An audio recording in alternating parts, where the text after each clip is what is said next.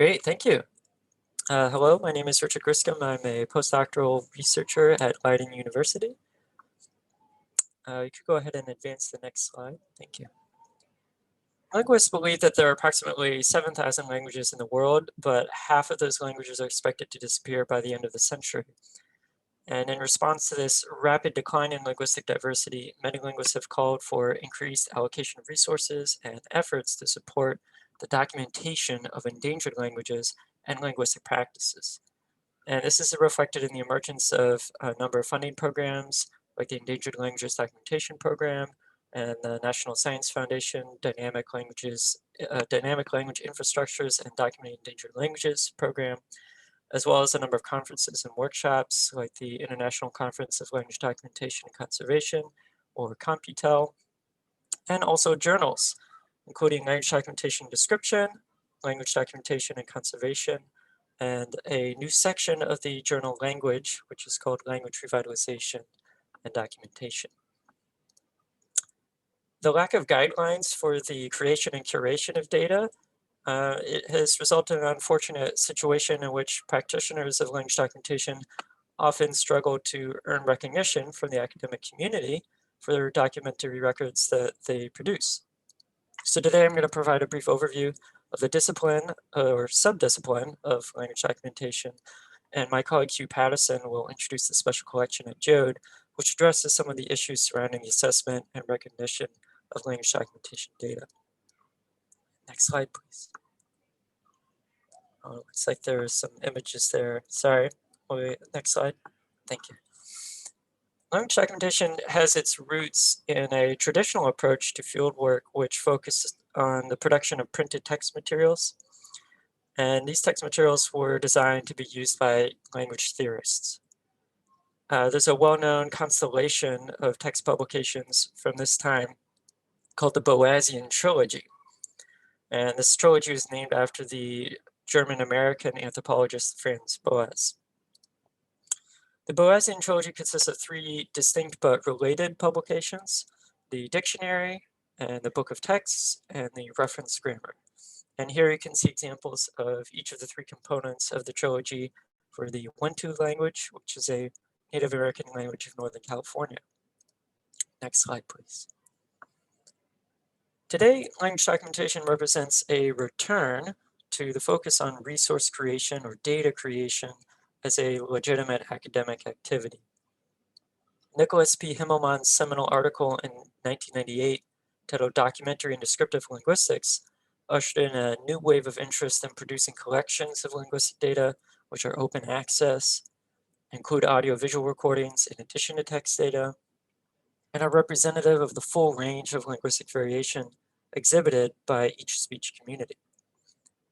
Language documentation strives to work more closely with speech communities to create resources which are of use both to academic researchers as well as members of the community. And there's a strong focus on working with endangered language communities. These communities can vary drastically in many ways, including the number of speakers, the vitality of the language, the socioeconomic status of the community, and the official status of the language. Here you see a speech community from the United States, which is well established and has a strong language conservation program in place. Next slide. Other communities may have very little in way of support and may reside in much more rural areas. Here's a young member of the Hadza community who traditionally followed a foraging lifestyle in the remote wilderness of Tanzania. Next slide, please. For practitioners of language documentation to work with communities like the Hadza community, it's often very necessary to spend extensive amounts of time in the community to build relationships and a shared understanding of the goals of the project. Here you can see my colleague Andrew Harvey standing by his tent in the village of Sungu, waiting to meet with a local Hadza community leader. Next slide, please. Practitioners of language documentation often train members of the community to collect their own data. This not only gives communities more agency in the research program, but also results in a more comprehensive documentary record. Next slide, please. Community members often work within their own social networks to create the recordings. Here you can see a network graph of two members of the Ihanzu community, Samuel Isaiah and Sarah Kalel. and the small group of leaders in their community with whom they collaborated to create the recordings. Next slide, please. There's sometimes significant variation, though, in how community members collect data. Here you can see a network graph of the Hadza community members who contributed to the Hadza documentation collection. The dark nodes on the bottom of the screen represent community members who worked with a large number of people to create recordings, while those at the top opted for working with smaller groups or smaller numbers of individuals. Next slide, please. Language documentation is also an iterative process which can last for many years or even many decades. After an initial phase during which language documentation practitioners train members of the community to collect data, there are then cycles of periods of data collection or documentation, data distribution, and then feedback or guidance. Guidance can come from language documentation practitioners, members of the community, or other academic scholars who review the materials that are created by both the practitioners and then also the community members. Next slide, please. The result of language documentation is the creation of a large collection of audiovisual and text data, which is often hosted at a special repository known as a language archive. Here you can see images from the Hadza collection at the Endangered Languages Archive. The collection has a landing page, which you see on the left, and a search interface, which you see on the right. Next slide, please. In addition to the large amount of work required to create language documentation materials, language documentation practitioners face a number of challenges in getting recognition for their work. So for example, the lack of clear standards for data creation, curation, sharing, and reuse, also the lack of standards for peer review of collections, and the lack of standards for the evaluation of collections by hiring committees. So together, these make it challenging for practitioners of language documentation to advance in their career, as they're oftentimes spending large amounts of their career creating these resources, which then are not recognized during the hiring process. And they struggle to write publications on the side in order to be recognized by those hiring committees. So now I'll pass it on to my colleague Hugh Paterson to introduce our special collection and how we hope to address some of these issues. Well, I'm speaking from France, so good afternoon, good evening. And go ahead, Barbara, and go to the next. There it is, great. So our collection title is Language Documentation Collections, Assessment and Recognition. And we aim to jumpstart the conversation around the peer review process for language documentation collections. Many of you, I imagine, have published a journal article, and you have and broadly across the journals, there's a process defined for how peer review happens. You submit your article to the editor, they determine whether or not they want that type of article in their journal. Then if they do, they send it to peer reviewers. There's some revisionary work that might be done on the article, and then sent to the editor for assessment, and then perhaps final publication. There's lots of variation of those sorts of processes. What happens in peer review changes from journal to journal. But thinking about this, as we heard from Richard, that language documentation collections are often works of art in a way. They are very idiosyncratic and dependent upon conditions that the relationships the researcher had in the field and the ability they had to, like COVID, for instance, has taken the ability to do field work in some parts of the world and just made it not a possibility for the last year or so. So how do we do collection assessment or peer review for a collection that's created radically different than someone who's been able to sit in a context of my background's in Mexico and in Nigeria, and I worked in villages. So how do you take some village context and compare it to a remote context where data was collected through telecommunications. So looking at things like that and the very wide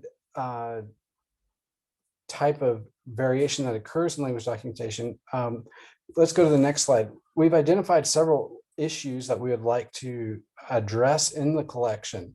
So we're not asking for data paper submissions, we're asking for more theory presentations. As Barbara presented, the JOHD has two types of papers, and we're asking for the long paper style. All of our papers are long paper styles. And we're asking more for people to address specific points in the in choosing just one or maybe some interrelated items in the lists that are in the call. And so how maybe should peer review interact with levels of access in a collection? Or how should peer review interact with organizations of the collection and the description of the various sub-elements of a collection? How should peer review interact with comprehensiveness of the documentary record? What would the life cycle of a collection look like, and what model of peer review works well with language documentation collections? Sometimes it's not in a journal, in contrast with a journal article, which can be reviewed by the authors or the corresponding authors. Many times these collections, while their description may be increased, the actual data is no longer, you can't just go and ask the speaker another question and add that to the collection, right? So, but in other cases, as Richard pointed out, the data collection process is still ongoing and the collection may be added to in the future. So how do you engage with those sorts of dynamics and peer review at the same time? And another important issue that we would like to raise is the capacity for reuse of a collection, and how should peer review engage with that? Next slide, please.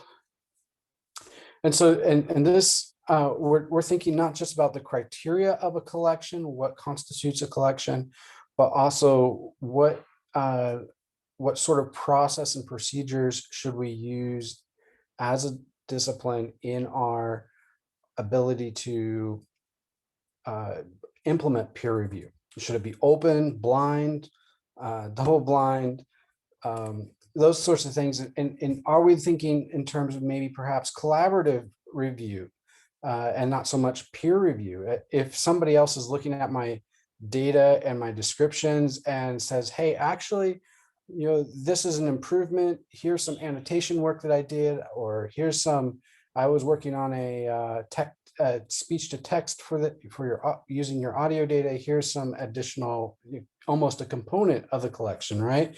So how do enhancements and peer engagement work with peer review? And that's an important component, and we're interested in bringing that to bear in the peer review discussion as well. So we've also recognized that there's quite a bit of variation in the way that data archives, or in particular in language documentation archives, arrange their collections. And we also know that there's a lot of, and that can have a very important influence on the way that description happens and the reusability. So the publishing component is variation, but then also there's a bit of variation in the way that national systems engage with peer review. So the way that someone at an American university engages with a peer review and tenure process will be different than the way that someone in an Australian or a Belgian university engages with the same kind of tenure process. So next slide, please. So there's been a couple of examples. Richard mentioned some venues that are publishing language documentation collection descriptions.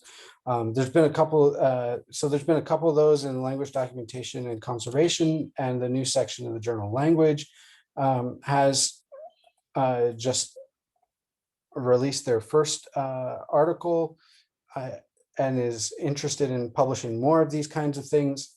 I think the way to think about these is in an analogy to a data paper. I've looked at some of these and they're about 15,000 words, so they're much longer than a data paper in the terms of what JOHD's word count looks like usually. But in this context, though, I think that they situate the collection and they describe the elements of the collection very well. So these are some exemplar type of articles. This is not exactly what we're looking for, but this is what's going on in the what's being published currently, what people are already working and doing in thinking about things like data papers for language documentation collections. And we want to push the conversation a little bit further than just peer review of a quote data paper or a collection description. We want to look at actual peer review of the content of the collection and what that means for enhancing the usability of that collection. So the final slide, I think, Barbara, is we are the three, Richard, Lauren, and I are the ones that are heading up this, and we're really excited about it, this special collection. So